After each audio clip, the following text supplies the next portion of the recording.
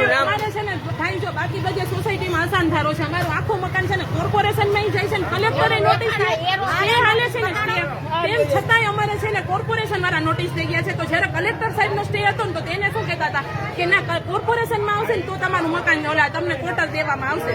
તો અત્યારે કોર્પોરેશનમાં જાય છે ને તો એમ કે છે કે છાપામાં તો એવું લખે છે ક્વોટર દઈ દીધા છે, અમને કોઈએ ક્વોટર દીધું નથી. ખોટું બોલે છે, એકદમ ખોટું બોલે છે. બધાને ક્વોટર નથી આપ્યા, જેટલાના મકાન જાય છે ને કોઈને ક્વોટર એટલા બધા નથી આપ્યા, એને થોડાકને ક્વોટર આપ્યા છે, બાકી બધાના ફોર્મ રદ કર્યા છે. તમે કેટલા વર્ષથી રહ્યો છો? અમે અહીંયા 60 વર્ષથી રહી છે, મારા દાદા વખતના રહી છે, અને મારે નથી કમાવા વાળો કોઈ ભાઈ નથી, ભાઈ પપ્પા નથી, બધા ગુજરી ગયા છે મારે.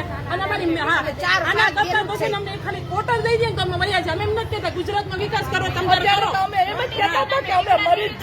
છે ને નોટિસ ની આવે છે ને અમને ઝેરના ટીકડા મોકલાવો, એમ પાડવા આવો છો ને તમે બધા મરી જાય.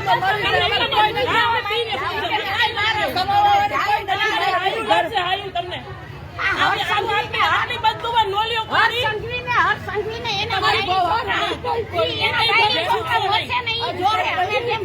અમે ઘર-બાર વગર ના થાવું તો મારી છોકરા રજી પડશે. તમે તો હાથ ભાવ ભોગવશો.